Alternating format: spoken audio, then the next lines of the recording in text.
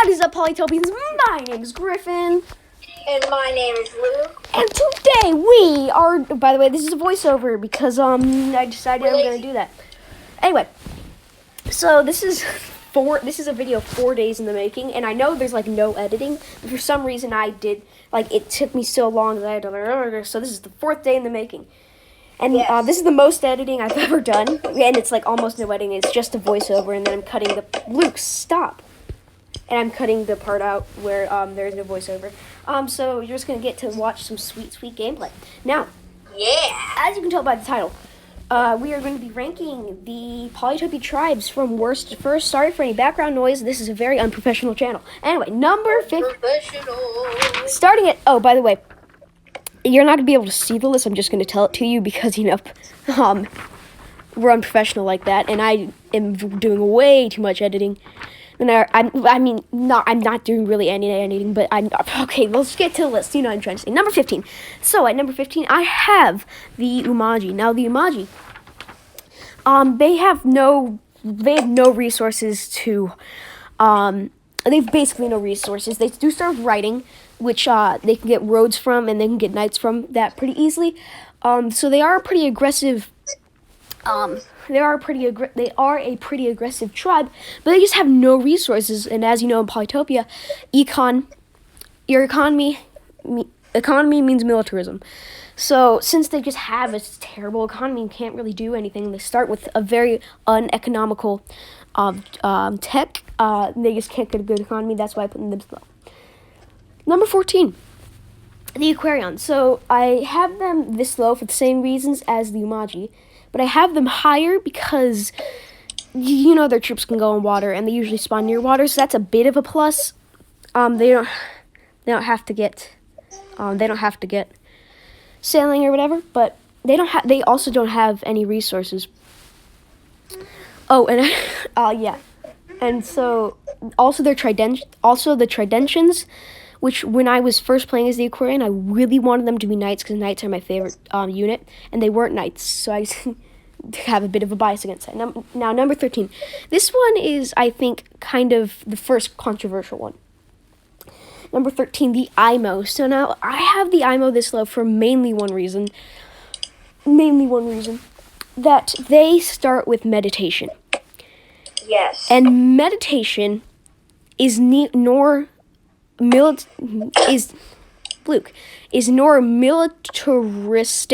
militaristic or economical.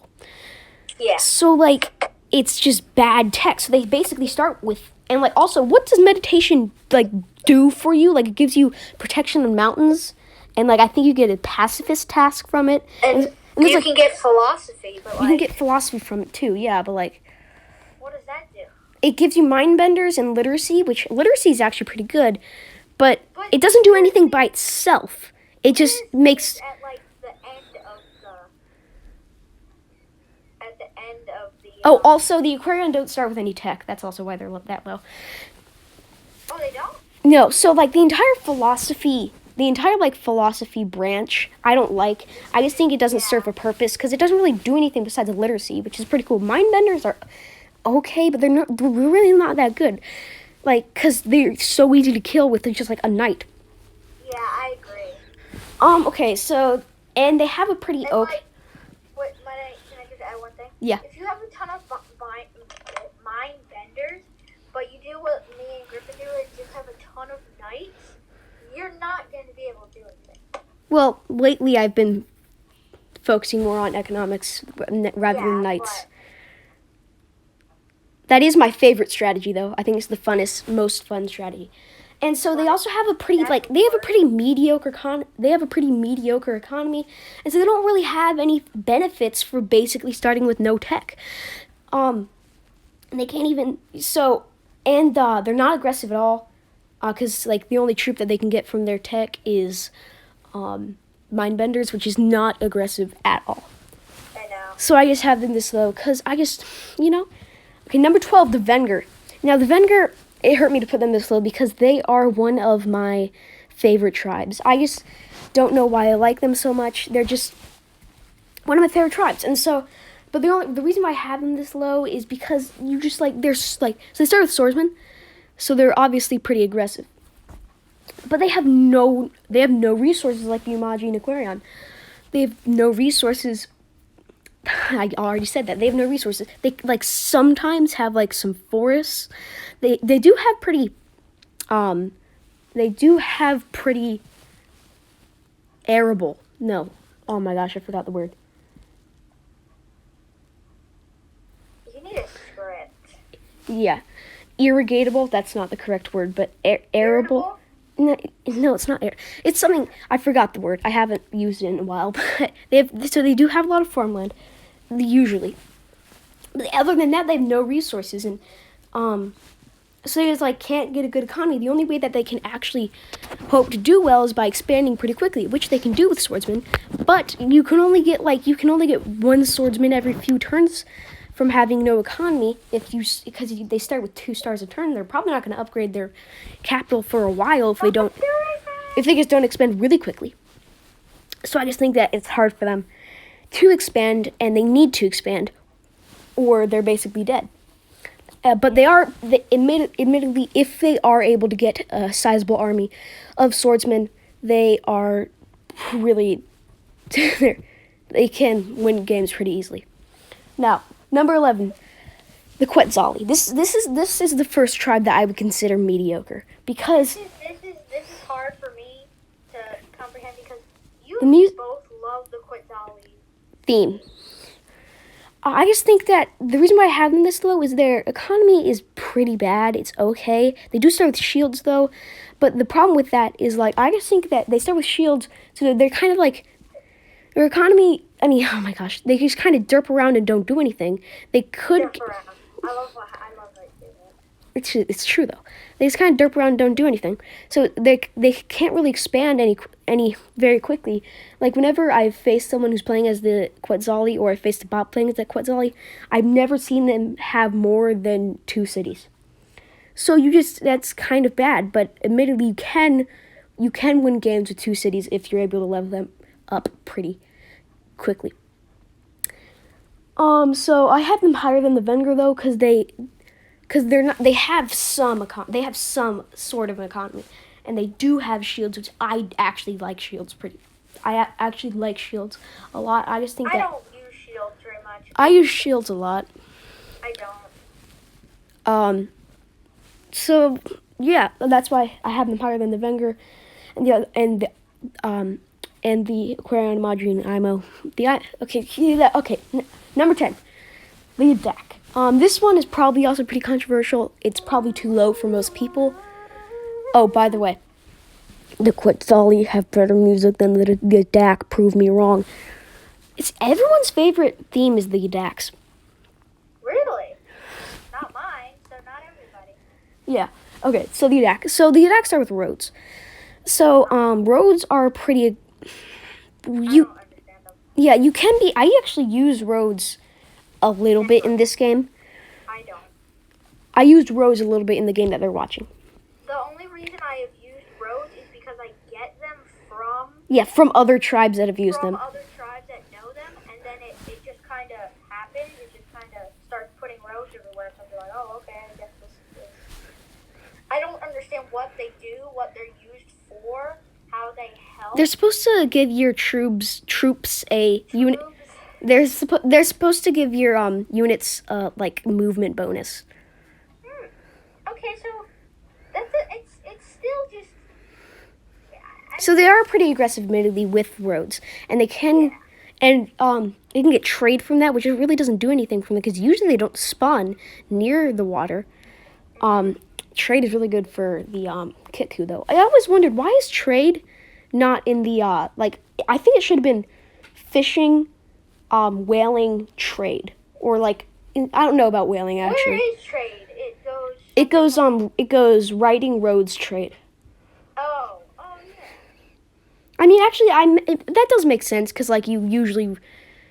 Okay, yeah. Then you ride on roads. Yeah, but I'm just saying, trade gives you custom houses, which give you stars for every port that's nearby. So I just think it should have been more of a Kiku thing. I've never gotten a custom house because I've never gotten trade ever in my life. Yeah, trade isn't one of my favorite things, unless you're playing as the kick. I don't If know you're what it's good for. I've never if you're unless you're playing as like the Kiku or any other tribe that or unless you spawned near a bunch of water, custom houses basically don't do anything. We meant to put this at the beginning. Disclaimer. We are not competitive players. Please take this with a grain of salt. Okay. So I just don't like roads, and I just think that they're not that good, and trade isn't really good for them because they don't spawn near water. So they are a bit aggressive. I just don't think that they're aggressive enough, and they don't even. But they do have an okay econ. It's like okay, because they can get roads, which is pretty good for your economy a little bit. They do have never mind. They have an okay economy, and they're pretty aggressive. That's why I have them above the other ones. Now, number 9. I think this is the most mediocre tribe. Number 9, the Imperius. So I think the Imperius have a pretty okay economy, starting with organization, which you can get farming from that. And they usually can get a level 2 city on turn 1 because of organization, which is pretty good. Yes, and I think the Imperius, I think it is, it can be a good tribe, but it does have downsides. It does have downsides.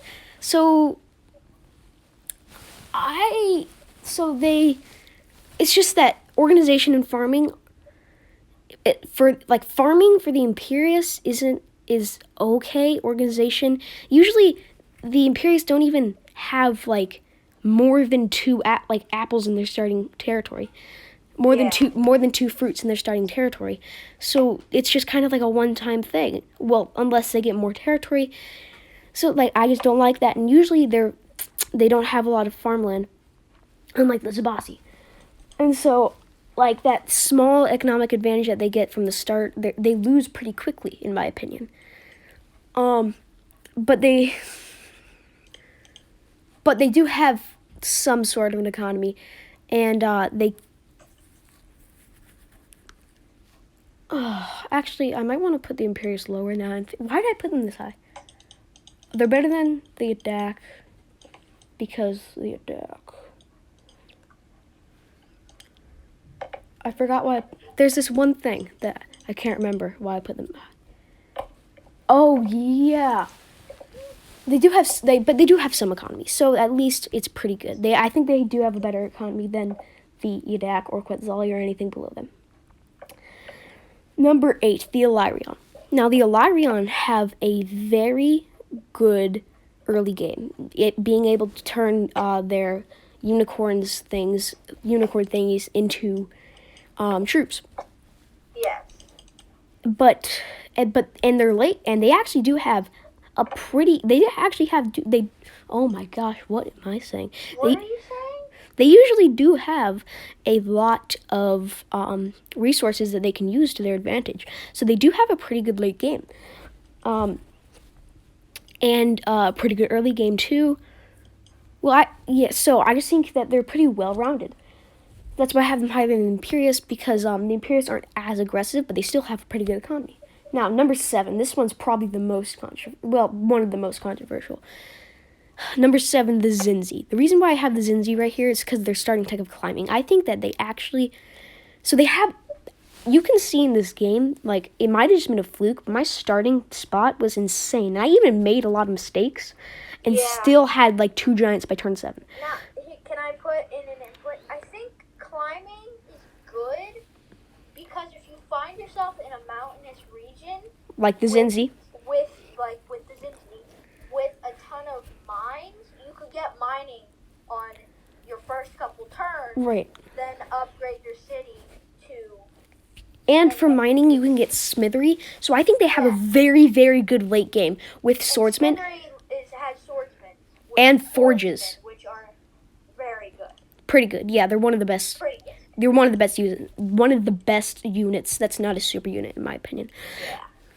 And they get forges from that, which works really well with their mines. And they have a lot of mountains, usually with stuff to mine on it. So I just think they have a very good economy, and they're pretty aggressive, being able to get swordsmen pretty quickly. As you can see in this game, that's what I did. And I was able to take out like basically the entire early to mid part of the game, my entire military was swordsmen and giants. I only started getting knights at the very end of the game. That's kind of what won me the game because they were moving a lot quicker. So I think they have a very, very good late game and a pretty okay early game, being able to get swordsmen pretty quickly. So I just think that they are also a very, very well-rounded, very, very well-rounded. What the heck am I saying? A very well-rounded tribe. Oh my gosh! And I do think that they are better than the Illyrian because I believe they have a better late game with the swordsmen and a really good economy, and with forges. So that's why I have them higher than the Illyrian. Now number 6. This is probably Number 6. yeah number 6. Wait, what is it? Number 8? No, the Zinzi were number 7. The Illyrian were number 8. Yeah, okay, number 6. Number 6, the Kiku. So this is probably, for most people, they probably have the Kiku higher. The reason why I have them this low is because I just have this little pet. Just to point this out, lower is better. Yes. Like, It's from worst to first. Yeah, worst to first. Okay, keep going. So number 7, number 6, the Kiku. So Oh my. for most people, the Kiku is probably in their top 5. But I just have it at number 6 because 10 to 20% of the time, you just spawn a 2-tile island. And there's nothing for you to do because you just have no resources there. There are some fish, so you can probably upgrade your city once or twice. Probably only once though, because there's not going to be 5 fish. And you can in 5 turns you can get a port, and you have to get. So I just think that if you do spawn on that 1 to 2 tile island, you just for your first 5 to 10 turns you're doing nothing, which is insanely bad. That's really bad. It can be good if you get the right spawn. If you get a bad spawn, then yeah. If you always got a bad spawn, it would be higher on the list. Lower on the list. No, lower is better. Yeah. No. If you got a bad spawn. Yeah, but higher. Oh my gosh. I don't mean literally higher, but lower on the list as in worse. If you always got a bad spawn. Lower is closer to 1. Oh my gosh. I don't mean it. Okay, Luke, whatever. I don't understand because 1 is the lowest. No, it's not. The best. Whatever. Okay.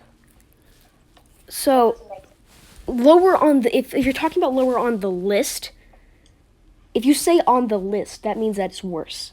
But if you say it would be at a lower number, that would mean it would be higher on the list. Yeah, I was saying lower on the list. You said lower on the list, which means literally lower on the list, which means it would be worse. That's what I meant. It would be worse. Exactly. If you got a bad spawn every single time, it would be worse. Okay, whatever. Okay. But What? oh my gosh. So, and it's also then if you do, you have to find land really quickly and get something that either is a very underdeveloped tribe, or they are a very underdeveloped tribe, or there's just a village there. So you're kind of screwed. But if you do spawn in a spot that is near on the mainland, but it's still near water, they are an absolute economic powerhouse. They have so many fish. You're probably gonna want organization pretty quickly because you usually have a lot of fruit. They have no mountains, so the whole climbing smithery. Yeah, that's just don't get that. Yeah, so the whole climbing branch you just don't really need. It won't benefit you. Not at all. Yeah. Unless you take over a Zinzi city or a mountain. And you get a lot of mines. Yeah. But so they just have all these economic resources, and you can get custom houses, which are just gonna get you so many stars a turn. So I've never used a custom house, when you do spawn in a good spot, they are insane. But 10 to 20% of the time, you just spawn in a terrible spot. So that's why I have them this low. Number 5, I think this is the most underrated tribe. Number 5, the Hoodrics. Now, the Hoodric are basically have the same strategy as the Bardur. They basically have the same strategy as the Bardur. They're just a little bit slower because they start with archery, not hunting. but they still usually have a ton of forest that they can get lumber. They can max out with lumber huts and sawmills, and usually they have a lot of animals that they can hunt early on. So they can get a very quick economy very quickly, but they're just a bit slower than the Bardur. And in my opinion, getting your economy up as fast as possible is the most important thing in Polytopia. So since it's a little bit lower, I have them lower on the list. Number 4, the Zabasi. Now, the Zabasi, I do not like this tribe, but I think that they're very good. So the Zabasi start with farming. So obviously, and they usually have like 4 farms right next to the capital. So obviously they're gonna level up their, they're gonna get a really good economy very quickly. And they usually have a lot of fruit too, which you should probably use earlier on, so they can get their economy up really quickly. And I think that they can get it up quicker than the Hudrik. I don't know this exact. I think they usually spawn near water, but don't quote me on that. Not quote me on that. But since they start with farming and organization, they just can get their economy up really quick, and I think that they can get it up quicker than the Hudrik, which is why I have them this high. Now, which is why I have them higher than the Hudrik. Now, number 3. Number 3 is the Polaris, because the Polaris, in my opinion, are the most aggressive tribe. And they also are a very good disruptor tribe. They can absolutely destroy the Kiku or any tribe with a naval-focused strategy because of their ice. The thing being that the Polaris are most likely not going to be able to destroy the Kiku because of their location, because most of the time the Kiku spawn away from all the other tribes. That doesn't... Okay, whatever. How are the Polaris going to reach the Kiku if they don't? That's not the point. It's just saying that if they do, they can absolutely destroy them. And they're very aggressive with their ice, being able to move basically anywhere with their ice-focused troops. So I just think that they're very aggressive, and they have a pretty good economy to back it up. So I think that they are the most well-rounded tribe because they are very, very aggressive, but they have an okay economy to back it up. And even if they spawn in a terrible spot, you can expand so quickly. You can expand so quickly that it won't matter because those places will be very resource rich. So, number 2. On to number 2. Number 2, the Bardur. So the Bardur, even after the Bardur buff. Also, I want to say for the Polaris, Gammies are insane. They should probably nerf that. So number 2, the Bardur. Even after the Bardur nerf, they are still insane. I think that they can get, like, one of the quickest economies up because they start with hunting, and usually they have, like, 2 or 3 animals right away to hunt. And you can get forestry from that, and usually have a bunch of forests they can max out with lumber huts and sawmills. So they're going to get their economy up so quickly, and from that they can expand really quickly because economy in Polytopia equals militarism. So I just think that they can get their economy up so quickly that, yeah, that it's... So number 2, do you want to say it at the same time? So, okay, number 1. No, number 2. The number 2 is the Bardur. You didn't say that yet. Yes, I did. Number 2 is the Bardur, and I just explained why. Oh, okay. 3, 2, 1, Luxador. Yeah, no, okay, this is pretty obvious. The Luxador are the best tribe. After the Bardur... The only one left also. Yeah, after the Bardur and Polaris nerf, they are now the best tribe by far. Okay. 'Cause they start with a level... They have to start with a level 3 capital. They have 4 stars a turn. Usually they have a bunch of forest, fruit, and... No. Usually they spawn near water. I've noticed that. So they usually have a lot of fish near, and they just have so many resources that they can use to their advantage. And they start with a level 3 capital. They don't start with any tech, but that doesn't matter because they can get. But that doesn't matter because they can get tech so quickly. So I just think that they can get their economy up the fastest, which makes them the best. So yeah, I think that's pretty simple. Why they? Okay, now I'm going to explain. Now I'm going to say what we probably should do to fix this ginormous gap. Now, I think the Aquarion should get a buff. I think that the whole I think that the whole like meditation philosophy thing, they should get rid of that and replace it with something like trade agreement. Well, they already have trade, but like something like alliances. Yeah, And, like, I think alliances and like coalitions. I don't know how that would go from climbing, but like they could, Midgewan could figure it out. And then I think that the Gammies should be nerfed. They're insane. The Luxador should either start with a level 2 capital or not a lot of resources.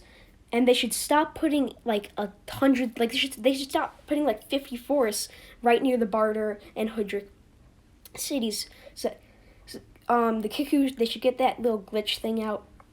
And